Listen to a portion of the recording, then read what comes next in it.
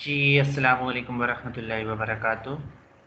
We are starting our next lecture, that is a continuation of our previous lecture, in which we have discussed about the heat exchanger, different types and methods to evaluate the temperature profile into the heat exchangers like cross flow, counter flow and parallel.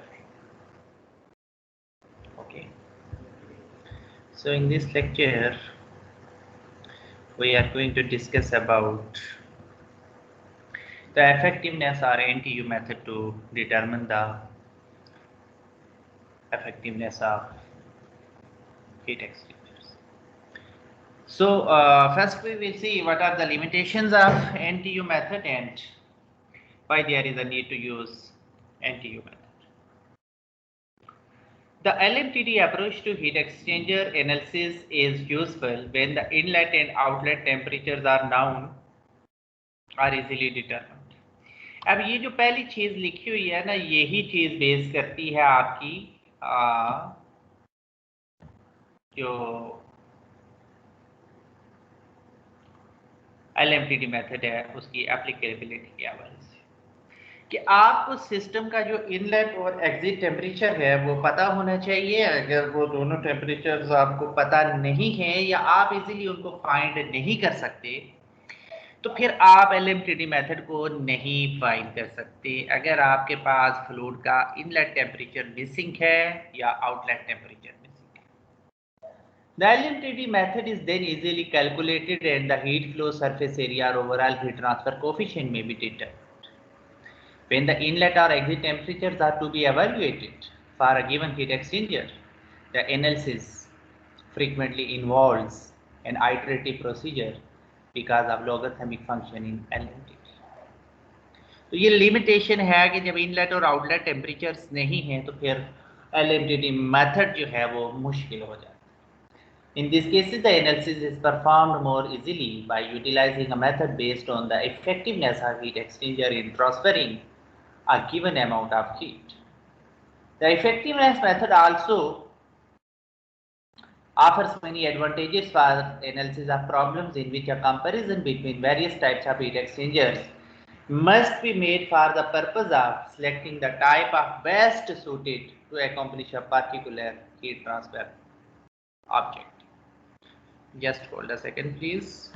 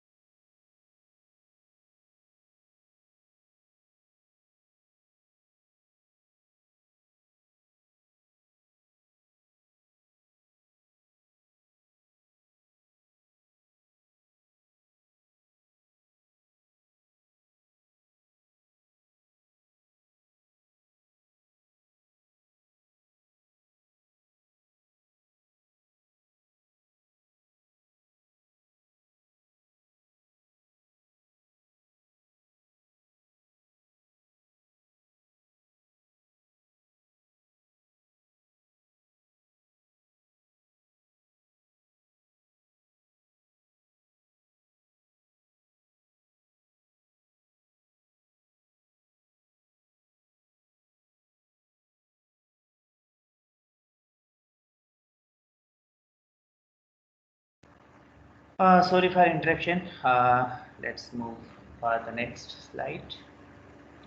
So capacity ratio, अच्छा एक चीज़ तो clear हो गई कि LMTD method हम वहाँ पे use करेंगे जहाँ पे हम लोगों को इनलेट और आउटलेट टेम्परेचर्स दिए होंगे, और NTU मेथड फिर हम वहाँ पे यूज़ करेंगे जहाँ पे हमारे पास ये इंफॉर्मेशन अवेलेबल नहीं होगी। Capacity ratio C, the product of mass and specific heat of a fluid flowing in a heat exchanger is the capacity ratio. अच्छा ये जो चीज़ है ना, इसको कैपेसिटी रेशियो भी कहते हैं। ये जो अब यहाँ पे हम लोगों ने कुछ पैरामीटर्स डिफाइन किए हैं। अब ये बड़ी इंपॉर्टेंट चीज, if this factor is the capacity factor ratio और C of hot fluid is greater than the cold fluid, यानी हॉट फ्लूइड के अगर कैपेसिटी फैक्टर जो है या रेशियो जो है वो ज़्यादा हो कोल्ड फ्लूइड के कैपेसिटी रेशियो से, तो हमारे पास कैपेसिटी फैक्टर से, सॉरी, क्योंकि ये आपके पास जो है वो कैपेसिटी फैक्टर आ जाता है, तो हमारे पास कैपेसिटी रेशियो क्या होगी, that would be MCCPC over MHCPH। और अगर ये इससे कम है तो फिर हमारे पास ये उसका रिवर्स हो गया। ये फार्मूला डिफाइंड कि हॉट फ्लूइड का अगर कैपेसिटी फैक्टर जो है वो कोल्ड फ्लूइड के कैपेसिटी फैक्टर से ज्यादा है तो फिर रेशियो ये होगी, जो स्मॉलर टर्म होगी वो न्यूमिनेटर में और जो लार्जर टर्म होगी वो डिनोमिनेटर में होगी। इसी तरह अगर ये इससे कम है तो स्मॉलर टर्म न्यूमिनेटर में और लार्जर टर्म डिनोमिनेटर। तो ये चीज ध्यान में रखनी है कि अगर कहीं पे भी कैपेसिटी फैक्टर यूज करना है तो इस टर्म को पहले एनालाइज करना है कि क्या ये वाली रेशियो यूज होगी या ये वाली रेशियो यूज होगी। Heat exchanger effectiveness, it is the ratio of actual energy transferred to the maximum theoretical energy transfer. Effectiveness क्या है, actual heat over maximum possible heat, और ये आपके पास एक्चुअल आ गई और ये maximum. Maximum possible heat transfer can be obtained if the fluid undergoes the maximum temperature difference available. For both parallel and counter flow heat exchangers, the maximum temperature difference equals the inlet temperature of the hot fluid minus the inlet temperature of the cold fluid. Maximum possible temperature difference क्या है, TH1 minus TC1। ये maximum temperature difference है। आप लोग last figures भी अगर देखें ना तो TH1 हॉट फ्लूइड का मैक्सिमम टेम्परेचर है और TC1 कोल्ड फ्लूइड का मिनिमम टेम्परेचर है, तो दोनों को माइनस करेंगे तो मैक्सिमम टेम्परेचर ग्रेडियंट आएगा। Also maximum possible heat transfer occurs when fluid has minimum heat capacity. अच्छा ये बड़ी अहम चीज, जितनी फ्लूइड की हीट कैपेसिटी कम होगी ना, यानी CP वैल्यू कम होगी, इतना उसके टेम्परेचर में ज्यादा राइज होगा, और जितना ज्यादा राइज होगा इतना टेम्परेचर ग्रेडियंट ज्यादा होगा। जितना टेम्परेचर ग्रेडियंट ज्यादा होगा इतना हीट ट्रांसफर रेट ज्यादा होगा, क्योंकि आप देख रहे हैं कि heat transfer rate is directly proportional to this one. अब यहाँ पे ये C की वैल्यू लिखी हुई है, C मिनिमम, ये जो है ना ये बेसिकली C मिनिमम है। अब अगर ये चीज कम होगी ना तो फिर C मिनिमम आएगा ना। यहाँ पे अगर आप smaller term divided by larger term करेंगे तो फिर ये C मिनिमम आएगा। इसी तरह इस केस में तो C मिनिमम इंटू ये MCP है, MCP डेल्टा T है ना, तो MCP को हमने C मिनिमम कह दिया या C से रिप्रेजेंट कर लिया, तो यहाँ भी ये C मिनिमम इसे हम कहें कि जब C की वैल्यू कम से कम होगी तो हीट ट्रांसफर रेट ज्यादा होगा। क्यों? क्योंकि आपके पास ये फैक्टर बहुत ज्यादा होगा, TH1 minus TC। The effectiveness of heat exchanger is, ये आपके पास क्या आ गई है, ये आप कौन सी साइड है, hot side, MHCPH TH1 minus TH2, यानी कि अब ये कौन सी चीज है, ये हॉट फ्लूइड है बेटा, यानी हॉट फ्लूइड जितनी एनर्जी रिजेक्ट कर रहा है डिवाइडेड बाय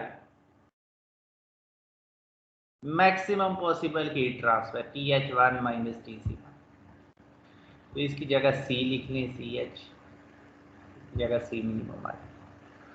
ये कौन सी हीट है? This is the M C CPC TC2 minus TC1, the heat absorbed by cold fluid over C minimum वही आ जाए। तो ये इसको CC कह दिया है, सी TC2 माइनस TC ओवर।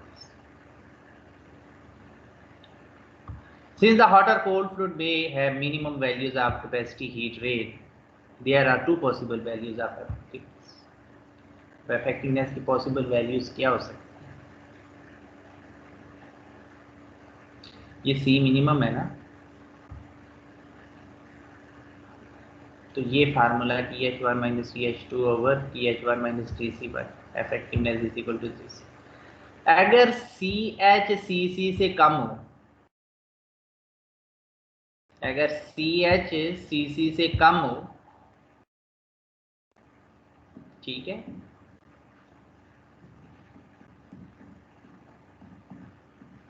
तो ये क्या होगा? C minimum. फिर क्या होगा? ये C मिनिमम होगा। तो ये CH की जगह हम C मिनिमम लिखेंगे तो C मिनिमम और C मिनिमम कैंसिल, तो ये टर्म आ जाएगा।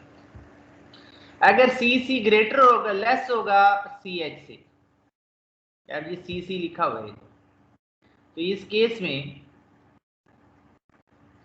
CC जो है वो C मिनिमम होगा, तो इसको C मिनिमम लिखेंगे तो दिस ओवर दिस कैंसिल।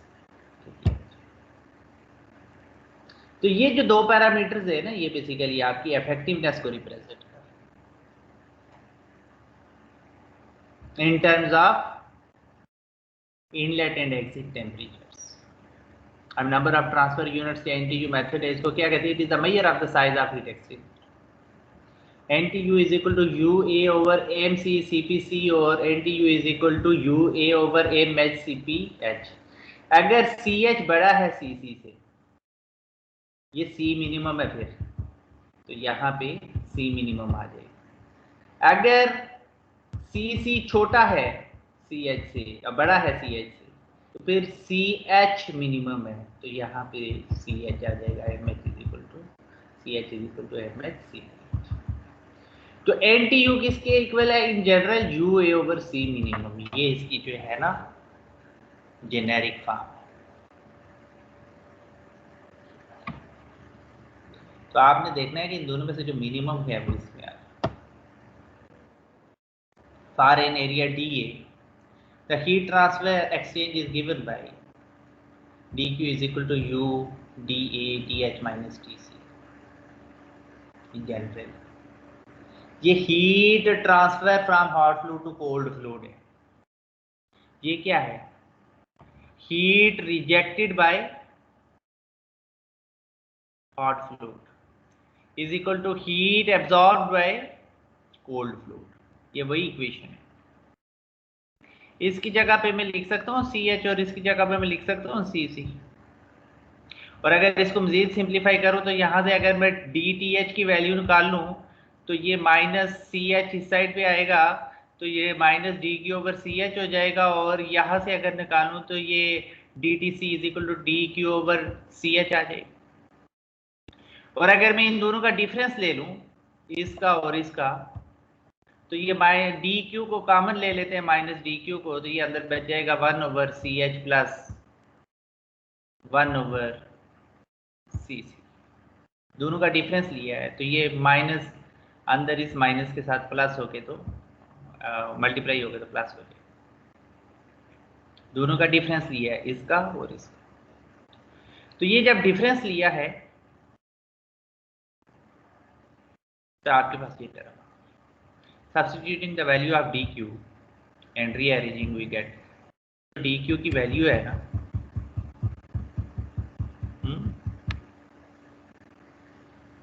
इसकी वैल्यू पुट करके आप लोग इसमें पुट कर ये DQ minus U DA minus U DA into 1 over CH plus 1 over CC। ये इसके साथ TH माइनस TC जो है ना वो ये इधर आ गया लेफ्ट साइड पे इस इक्वेशन में। अब इसको इंटीग्रेट कर लें, टेम्परेचर को इंटीग्रेट करें from inlet to outlet 1 to 2 और इसको इंटीग्रेट करें फ्रॉम 0 to 8। अब आगे देखें वही चीज़ें आ रही, इसको इंटीग्रेट करेंगे तो natural log of TH2 minus TC2 over TH1 minus TC1 आ गया is equal to minus UA into 1 over CH plus 1 over CC। पर डेफिनेशन ऑफ इफेक्टिवनेस, इफेक्टिवनेस क्या है? अगर आपके पास हॉट फ्लूइड के लिए निकालेंगे तो ये कोरिलेशन गिवन है, that is equal to this, ये हमने पीछे पढ़ा है, और कोल्ड फ्लूइड के लिए ये कोरिलेशन है मिली। ठीक है,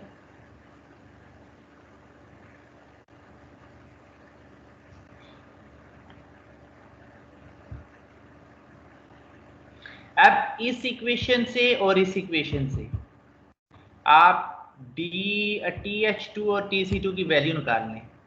इस TH2 की वैल्यू इस इक्वेशन से आप निकाल सकते हैं बहुत आसानी है, और इक्वेशन से TC2 की वैल्यू निकाल सकते हैं। इसको सिंप्लीफाई करें और TC2 की वैल्यू निकालें। Effectiveness is equal to this और effectiveness is equal to this. इनको सिंप्लीफाई करें तो आपके पास एक इक्वेशन ये आ जाएगी, TH2 is equal to TH1 minus C minimum over CH into TH1 minus TC1 into epsilon, और TC2 is equal to TC1 plus C minimum over CC into TH1 minus TC1 into epsilon. अब again इन दोनों का difference ले लें, क्यों? इन दोनों का डिफरेंस आपके पास क्या है, TH2 minus TC2 is equal to TH1 minus TC1 minus C minimum into TH1 minus TC1 into epsilon into 1 over CH plus 1 over CC. Substituting this value in equation 27. अब ये जो आपके पास equation 27 है ना, इसमें TH2 minus TC2 की जगह ये वैल्यू, तो ये आपके पास इक्वेशन है।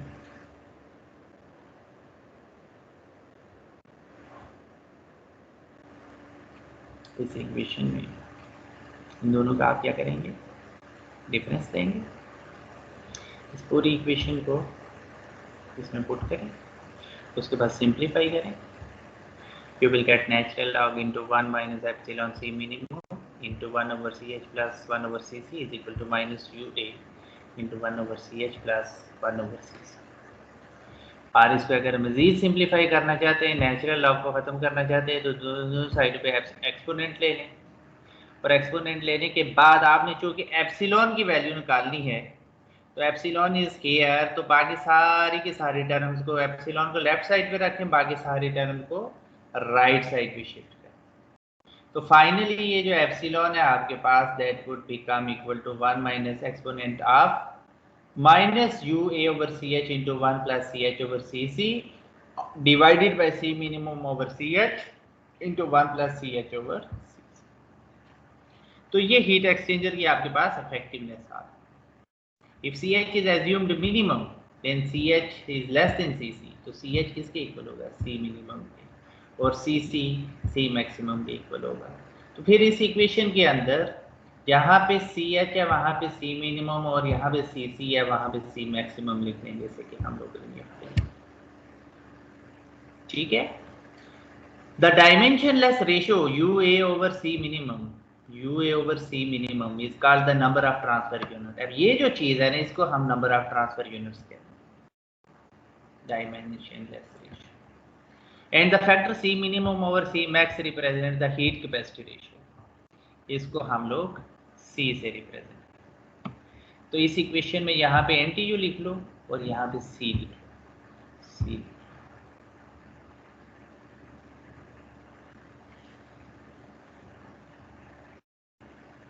ठीक हो गया, ये किसके लिए आ गया, आपके पास CH is less than CC, ये C मिनिमम और C मिनिमम कैंसिल हो,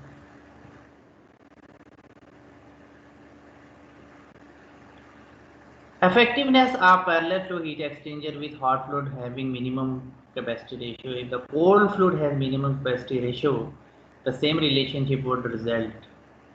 The suffix H can be dropped to give parallel flow heat exchanger effectiveness as 1 minus exponent into minus NTU into 1 plus C over 1 plus same ये जो relation. इस equation में अगर आपके पास hot fluid के reference से निकाल रहे हैं तो आपके पास फिर आपने ये CH और CC को चेंज करना है, ये C मिनिमम और ये C मैक्सिमम, और अगर ये C मिनिमम है तो ऊपर वाला C maximum.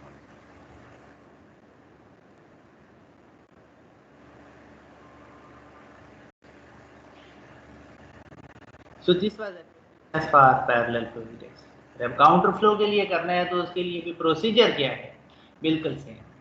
The effectiveness of a counter flow heat exchanger can be derived on the similar lines described as epsilon is equal to 1 minus exponent into minus UA into 1 over CC plus 1 minus 1 over CH over C minimum into 1 over CC minus 1 over CH exponent of minus UA into 1 over CC minus 1 over CH। Okay, इसमें से अगर CC को बाहर common लेने हैं तो अंदर ये जो CC है इसको मल्टीप्लाई कर देंगे यहाँ पे, खत्म हो जाएगा, ठीक है। बाकी ये रकम जो मैं अंदर डिवीजन के अंदर है तो ये चेंज करेंगे, यहाँ से CC कॉमन हो गया, यहाँ पे CC over CH लिखते हैं तो ये C जब अंदर मल्टीप्लाई होगा ये CC खत्म हो जाएगा। If CC is assumed minimum then CC is less than CH, it means that CC is equal to C minimum and CH is equal to C maximum। तो अब क्या होगा, इसमें जहाँ जहाँ इस इक्वेशन में CC है उसको C मिनिमम और यहाँ पे CH है उसको C मैक्सिमम, जैसे कि हम लोगों ने यहाँ पे लिख दिया। The dimensionless ratio UA over C minimum is called the number of transfer unit and factor C minimum or C max defines the capacity। तो यहाँ पे UA over C मिनिमम है उसको NTU से रिप्लेस कर दिया और यहाँ पे C minimum over C max है उसको C से रिप्लेस कर दिया। तो ये आपके पास क्या आ गई है, and epsilon C is the effectiveness of counter flow heat exchanger with cold fluid having minimum capacity ratio. The same result would be obtained when the hot fluid is having minimum capacity ratio. The suffix C can be therefore dropped to give effectiveness of counter flow heat exchanger as this। ये चीज़ ध्यान में रखें कि ये parallel flow के लिए भी है और काउंटर फ्लो के लिए, सॉरी काउंटर फ्लो के लिए है, हॉट फ्लूइड के लिए भी है और कोल्ड फ्लूइड के लिए। और ये जो रिलेशन है ये पैरेलल फ्लो के लिए है, हॉट फ्लूइड के लिए भी है और कोल्ड फ्लूइड के लिए। ये आपके पास कुछ ग्राफ्स हैं effectiveness parallel flow heat exchanger performance. ये NTU की वैल्यू दी हुई है, ये UA ओवर C मिनिमम की वैल्यू यहाँ से आप निकालेंगे, उसके अगेंस्ट C मिनिमम और C मैक्स यहाँ से वैल्यू देखेंगे तो ये इफेक्टिवनेस आप ग्राफ से भी निकाल सकते हैं। फॉर एग्जांपल ये 3 है ना, 3 के ऊपर अगर मेरे पास C मिनिमम और C मैक्स की वैल्यू यहाँ तक है तो यहाँ से फिर मैं यहाँ पे एक वैल्यू निकालूंगा तो ये मेरे पास इफेक्टिवनेस परसेंटेज में आ जाएगी। ये उस केस में है जब यहाँ पे आपके पास कोल्ड फ्लूइड इस साइड पे मूव कर रहा है, हॉट फ्लूइड इस साइड पे मूव कर रहा है और पैरेलल फ्लो। काउंटर फ्लो के केस में ये केस डिफरेंट होगा ग्राफ से। इसी तरह से effectiveness for 1-2 parallel counter flow heat exchanger, ठीक है। 1 शेल है और ये आपके पास 2 ट्यूब पासेज हैं, एक और काउंटर फ्लो डायरेक्शन में। ये क्रॉस फ्लो है, क्रॉस फ्लो के लिए किया हुआ। तो जो भी हीट एक्सचेंजर होगा उसके मुताबिक देखना है। अब इस केस में क्या है, ये भी क्रॉस फ्लो हीट एक्सचेंजर है लेकिन इसमें क्या है, एक फ्लूइड मिक्स हो रहा है, दूसरा फ्लूइड अनमिक्स्ड। अब इस केस में आपके पास 2 फॉर्मेलिटी पास काउंटर फ्लो हीट एक्सचेंजर, आपके पास 2 शेल है, और 4 क्यूब्स हैं, 1 2 3 उसके लिए। इसी तरह इसके लिए कुछ रिलेशंस भी दिए हुए हैं, जैसे पैरेलल फ्लो के लिए ये रिलेशन पड़ा, काउंटर फ्लो के लिए ये रिलेशन पड़ा, काउंटर फ्लो C1 है तो उसके लिए ये रिलेशन है, बोथ फ्लूइड्स अनमिक्स्ड हैं तो ये है, बोथ फ्लूइड्स मिक्स्ड हैं तो ये है, एंड सो। तो ये फार्मूलाज डायरेक्टली भी यूज कर सकते हैं या आप ग्राफ से भी वैल्यूज कैलकुलेट कर सकते हैं। इसी तरह ये आपके पास फ्लो ज्योमेट्री के लिहाज से रिलेशंस ये ग्राफ्स आप देख लीजिए। So there is an example.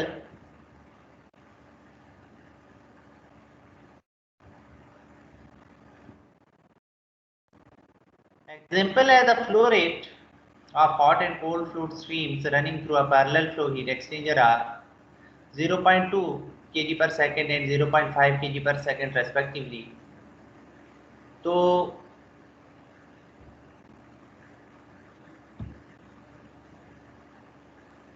M1.2 kg है, ये किसी नोटबुक पे नोट करते हैं। M1.2 kg है और M2.5 kg है। The inlet temperature of hot fluid and cold fluid are TH1 and TC1 are TH1 75 degree है, TC1 20 degree है। The exit temperature of hot water is 45, TH2 45 है। If the individual heat transfer coefficients on both sides are 650, ठीक है,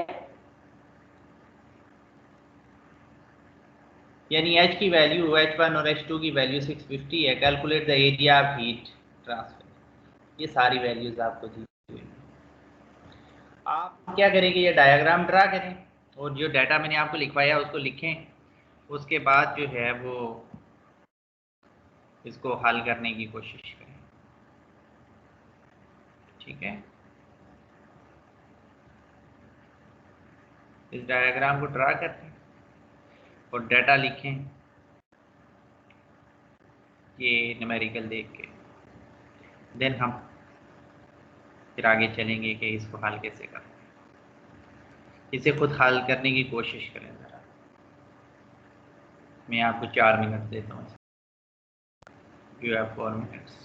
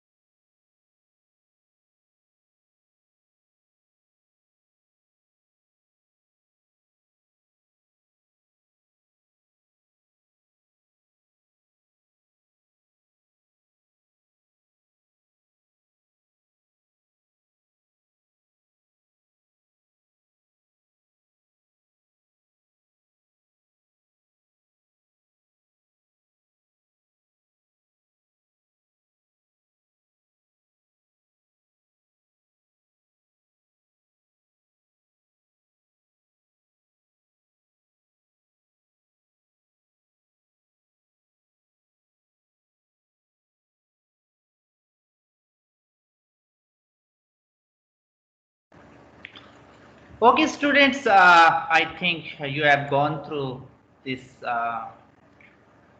numerical problem. अब जरा आगे चलते हैं। अब आप देखें हॉट फ्लूइड का टेम्परेचर आपको दिया हुआ है, मास फ्लो रेट। कोल्ड फ्लूइड का दिया हुआ है, hot fluid temperature, cold fluid temperature और hot fluid temperature.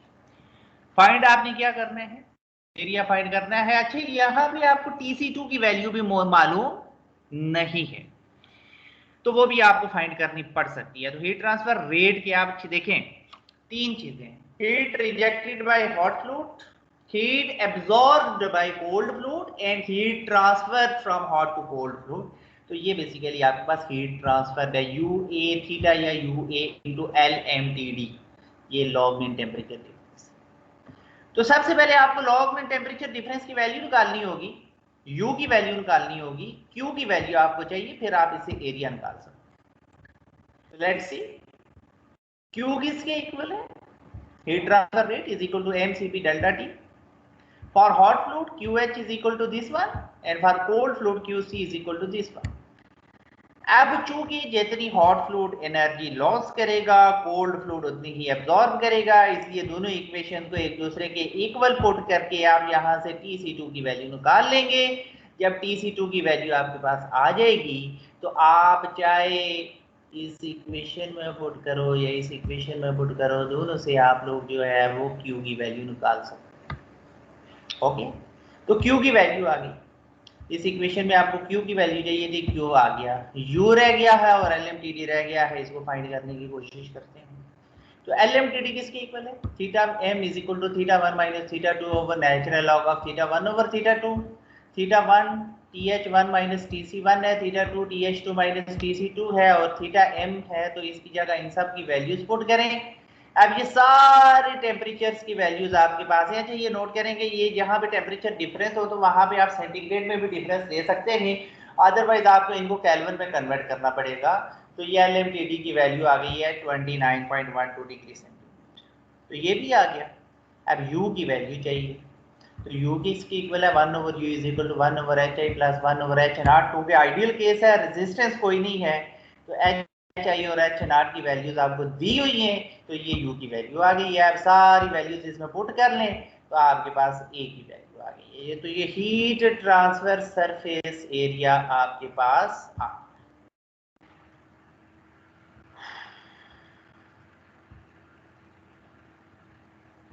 Ji. Juned, you have any question?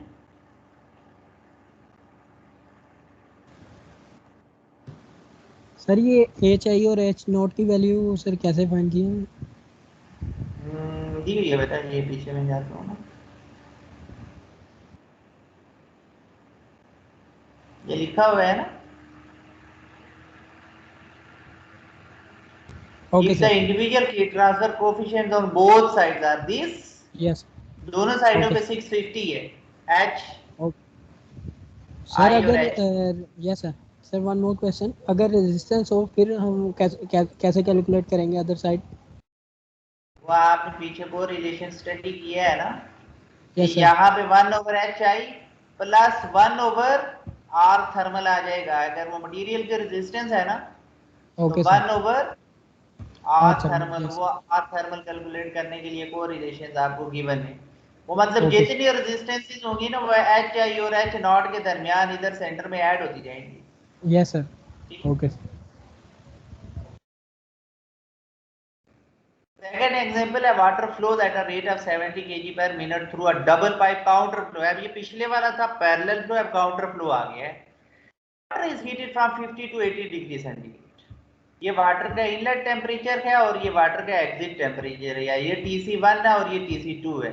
By oil flowing through the tube, the specific heat of oil CPH is 2.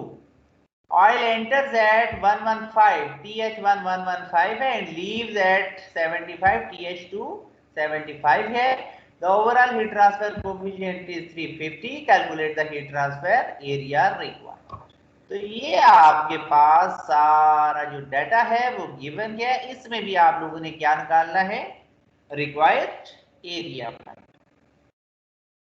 तो चलते हैं ज़रा आगे, आप लोग देखें ये डायग्राम, इसमें TH1, TC1, TH2 और TC2 की वैल्यूज आपको गिवन है और ये सेम फार्मूला लगेगा। थीटा m बेसिकली LMTD है, तो यहाँ से आप सबसे पहले थीटा m की वैल्यू निकाल लेंगे और ये सेम फार्मूला जो पीछे हमने यूज़ किया है वही होगा।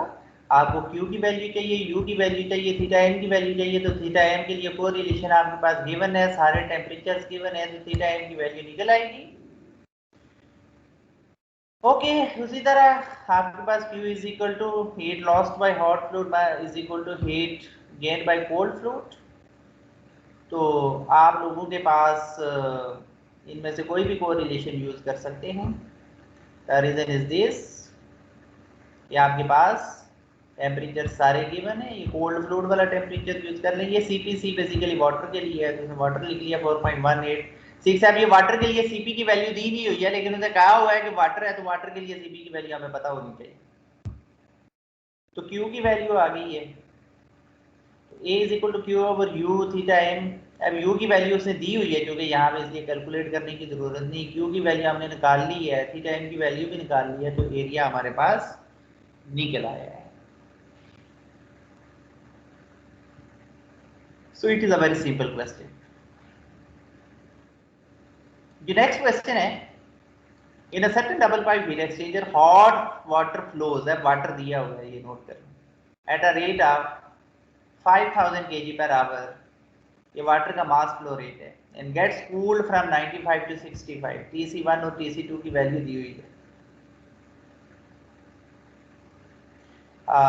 ये कूल्ड हो है एट रेट ऑफ, टेम्परेचर कम हो रहा है, तो ये TH1 और TH2 है। At the same time 50,000 kg per hour of cooling water at 30 degree centigrade, ये TC1 है, enters the heat exchanger, the overall heat transfer coefficient remains constant at this, ये U की वैल्यू है। Determine the heat transfer area required and the effectiveness, assuming that two streams are in parallel flow, assume for both the stream CP is equal to this। तो parallel flow दिया हुआ है, ये आप लोगों के पास मास फ्लो रेट दिया हुआ है। अब इसको 3600 से डिवाइड करके, जो कि केजी पर आवर में था ना, तो इसको किलोग्राम पर सेकंड में कन्वर्ट कर दिया। 36 से डिवाइड करके TH1, TH2, TC1 की वैल्यू दी हुई है, MCU CPH is equal to CPC, दोनों वाटर हैं तो वैल्यूज दी हुई। तो आपने कैलकुलेट क्या करना है, एरिया निकालना है और इफेक्टिवनेस निकालनी है। तो ये आपके पास उसी तरह से इसकी फ्लो डायग्राम आ गई है। Heat lost by hot water is equal to heat gain by cold water, तो ये इन दोनों को इक्वलाइज कर लें, यहाँ से TC2 की वैल्यू निकाल लें आप, बाकी सारे टेम्परेचर्स गिवन हैं। LMTD की वैल्यू निकाल लें, सारे टेम्परेचर्स गिवन हो गए हैं। तो उसके बाद आपके पास U की वैल्यू जो कि गिवन है, Q आपने निकाल लिया, थीटा m निकाल लिया, तो एरिया आ गया। अब इफेक्टिवनेस निकालनी है, तो यहाँ पे अब जरा इफेक्टिवनेस के लिए हमें नोट करना पड़ेगा कि MCCPC CPH की वैल्यू निकाल रहे हैं और MHCPC की वैल्यू निकालें CH is less than CC, ठीक है। ये चूंकि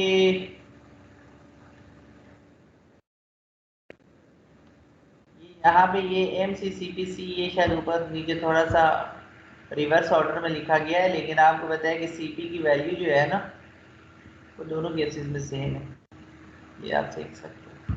CP की वैल्यू दोनों केसेस में सेम है,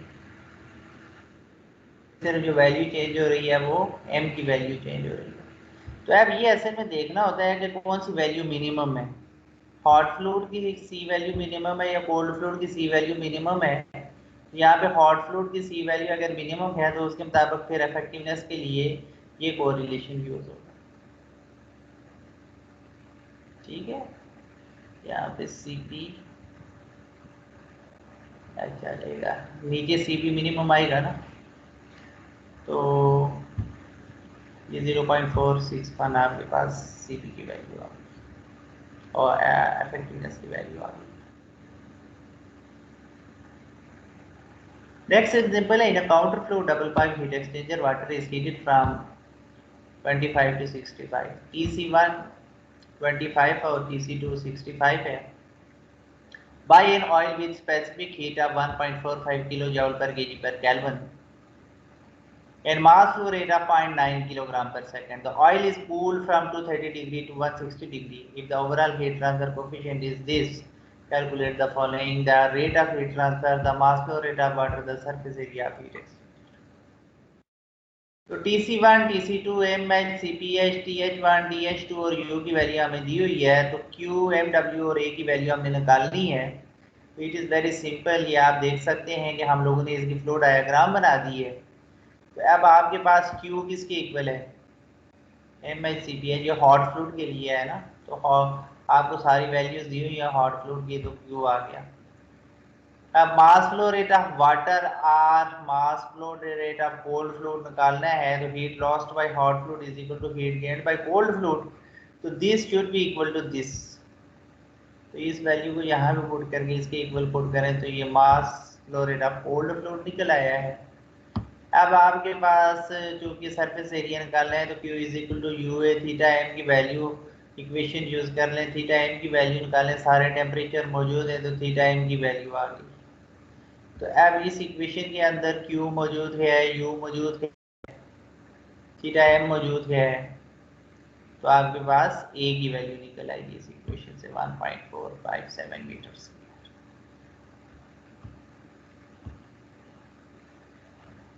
तो जितनी भी डिजायर्ड वैल्यूज थी वो आप लोगों ने निकाल दी।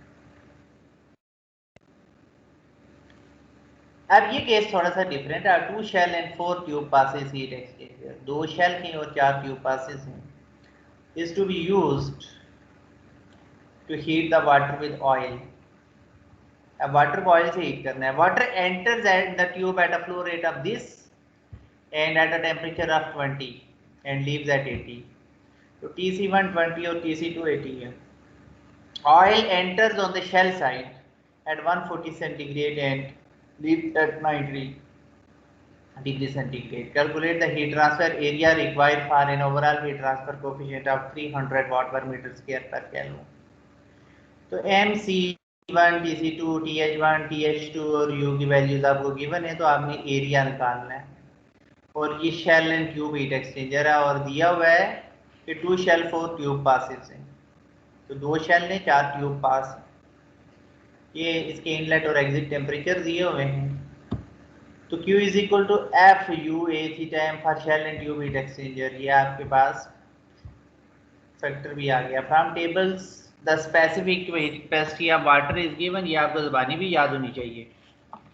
और Q is equal to MC CPC TC2 minus TC1, तो TC2 और TC1 के जो है ना वो आपको टेम्परेचर दिए हुए हैं, तो Q की वैल्यू आ गई। लॉग मीन टेम्परेचर डिफरेंस निकालने के लिए आपके पास सारे टेम्परेचर मौजूद हैं, तो सारे टेम्परेचर इसमें पुट करके सॉल्व करें, theta m is equal to 64.87 degree आ गया। अब इसमें करेक्शन फैक्टर इन्वॉल्व कर दिया है, तो फ्राम HMT डाटा हैंडबुक वो जो आपने ग्राफ्स देखे हैं वहाँ से आप लोगों ने P की वैल्यू निकाल ली और R की वैल्यू निकाल ली, ठीक है।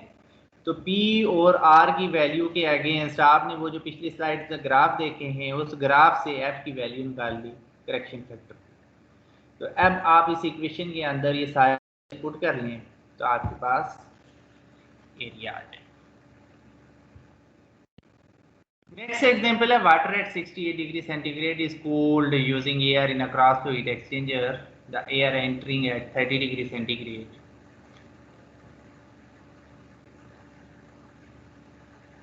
The flow rate of water is 10 kilogram per second and that of air is 60 kilogram per second. The overall heat transfer coefficient is 2050 watt per meter square per Kelvin. The area is 45 meter square. Determine the exit temperature of the flow. TH1, TC1, MH, MC, U और A की value दी हुई है और water का exit temperature find करना है, बहुत ही simple. For cross flow heat exchanger effectiveness is given CH over C minimum. Heat loss by water is equal to heat gain by air. तो आपके पास CPH और CPC की वैल्यूज मौजूद हैं, तो CC की और CH की वैल्यू आप निकाल लें। C minimum over C max, C minimum क्या है ये है और C मैक्स ये है, तो NTU UA over C minimum आ जाएगा 2.2 corresponding to C minimum over C max is equal to 0.69 and NTU is equal to 2.2. The value of effectiveness is equal to 0.76 from H figure 13.17 या वो ये basically वो जो पीछे slides के ऊपर आपको चार्ट दिया। अब इस केस में इफेक्टिवनेस निकालनी है तो C H is equal to C minimum है, तो C minimum over C minimum ये कैंसिल आउट हो जाएंगे। आप टेम्परेचर्स को यूज करें तो इफेक्टिवनेस आपके पास तो आपके पास TH2 की वैल्यू आ। अब TH2 की वैल्यू को यूज करते हुए आप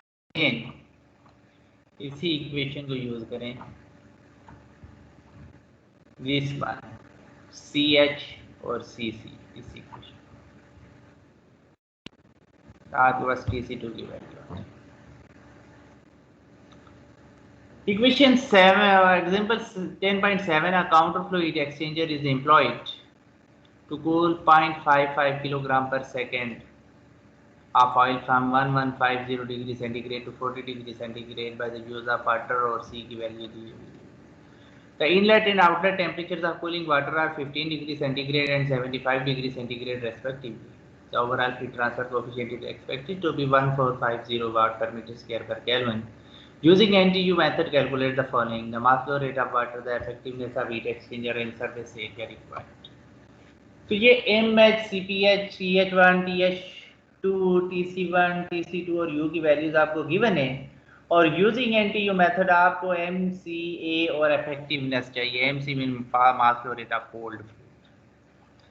पैरेलल फ्लो हीट एक्सचेंजर है तो सारी की सारी आपको कॉन्फ़िगरेशन दी हुई है, हॉट ऑयल है, कोल्ड वाटर है और ये CH की वैल्यू आपने इस फार्मूले से निकालनी है, CC की वैल्यू इस फार्मूले से निकालनी है। So to find the mass flow rate of water, heat lost by hot fluid is equal to heat gained by cold fluid. This is the equation for hot fluid. This is the heat equation for cold fluid. तो इसमें बाकी सारे parameter put कर लें, आपके पास cold fluid का मास flow rate आ जाएगा। Effectiveness के लिए Q actual over Q maximum है तो Q एक्चुअल आपके पास MH है, ठीक है, C minimum over this CC की वैल्यू और CH की वैल्यू आपके पास मौजूद है तो इसमें CC is greater than CH, तो CH क्या है, मिनिमम है, तो इसमें आप लोग CH की वैल्यू पुट कर लेंगे C मिनिमम, ये दोनों कैंसिल आउट हो जाएंगे तो इफेक्टिवनेस के लिए आप इसी कोरिलेशन को यूज करेंगे 0.75। फाइंड द सरफेस एरिया कि heat exchanger use NTU method is equal to UA over C minimum. In order to find NTU, C minimum over C max is equal to this. C minimum की value हमारे पास है, C max की हमारे पास value है, corresponding to C minimum over C max and effectiveness from figure 13.16 for counter flow heat exchanger। ये आपकी जो है ना HMT की जो ये वाली बुक है ना जो मैंने आपको की वैल्यू आ गई और NTU की अगर आपके पास आ गई है तो NTU की वैल्यू पुट करें, U की वैल्यू पुट करें, C मिनिमम की वैल्यू पुट करें तो आपके पास एरिया निकलेगा, ठीक है। नेक्स्ट एग्जांपल है single pass counter flow shell and tube heat exchanger is used to heat water from 17 degree centigrade to 80 degree centigrade at a rate of 5 kg per second. Using oil entering the shell side at 140 degree centigrade and leaving at 90 degree centigrade. The overall heat transfer coefficient is 400 watt per meter square per Kelvin. Calculate the heat transfer surface required in surface area चाहिए। TH1, TH2, U, TC1, TC2 और MC की value चाहिए और heat transfer surface area चला चाहिए। So again you will see this is a counter flow heat exchanger और ये formula वही है, इसमें Q, U और थीटा M की वैल्यू चाहिए। Q is equal to MC CPC TC2 minus TC1 सारी वैल्यूज गिवन है तो Q की वैल्यू आपके पास आ गई है। अब आप लोग क्या कर सकते हैं, थीटा M की वैल्यू निकाल सकते हैं, उसके लिए आपके पास सारी वैल्यूज गिवन है। तो अब आपके पास Q की वैल्यू है, U की वैल्यू है, थीटा M की वैल्यू है, तो आपके पास सरफेस एरिया आ जाए।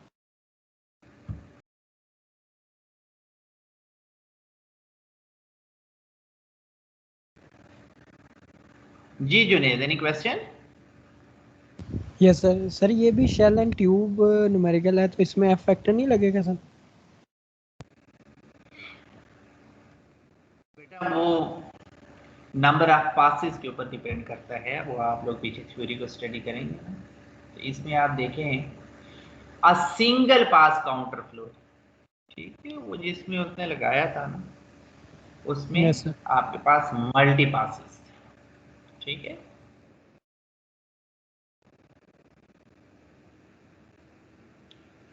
example 10.9, a parallel flow heat exchanger is employed. Parallel flow to cool engine oil from 150 to 80 degrees centigrade by water which enters the heat exchanger at 25 degrees centigrade and leaves at 60 degrees centigrade. Calculate the heat exchanger effectiveness and number of transfer units. NTU की value चाहिए। TH1, TC1, TH2 और TC2 की value हमारे पास given है और effectiveness और NTU की value निकालनी है। लिहाजा आप हीट बैलेंस इक्वेशन को यूज करते हुए आप सबसे पहले इन दोनों की रेशियो निकाल लें। ये रेशियो आपके पास आ गई है।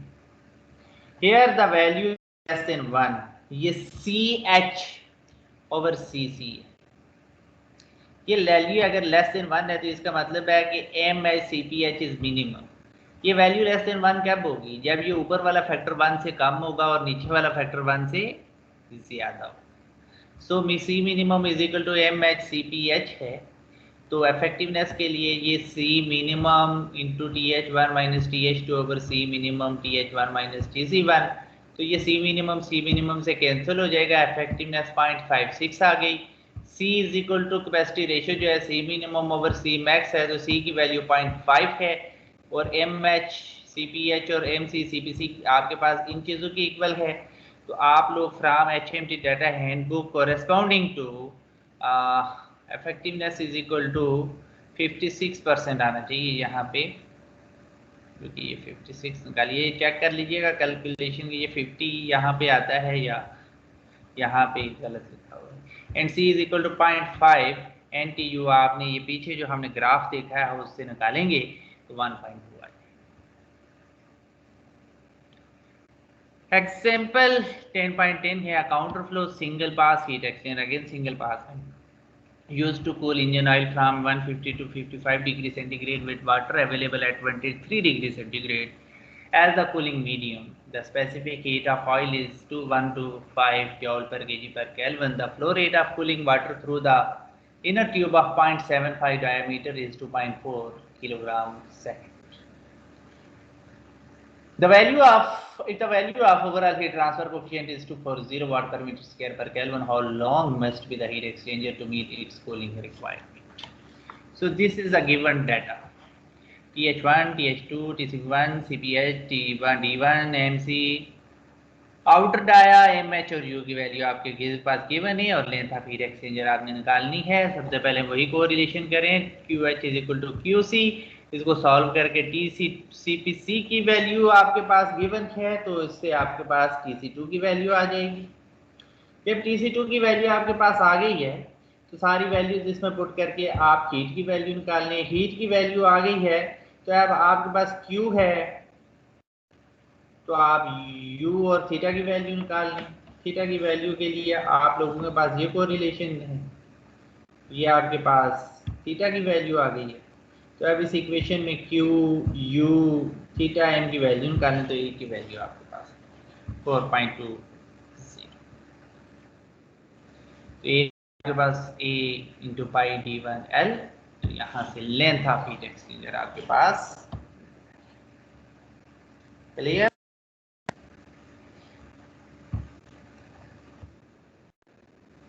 Okay students, this was all about today's lecture. इसमें कुछ एक्सरसाइज प्रॉब्लम्स काफ़ी थे, तो आई होप सो कि आप लोगों ने इनको एंजॉय किया होगा और now you have to do this exercise problem and their practice at home. Let me download your attendance sheet और हम लोग एक शॉर्ट सा ब्रेक लेते हैं, कोई 10 मिनट का।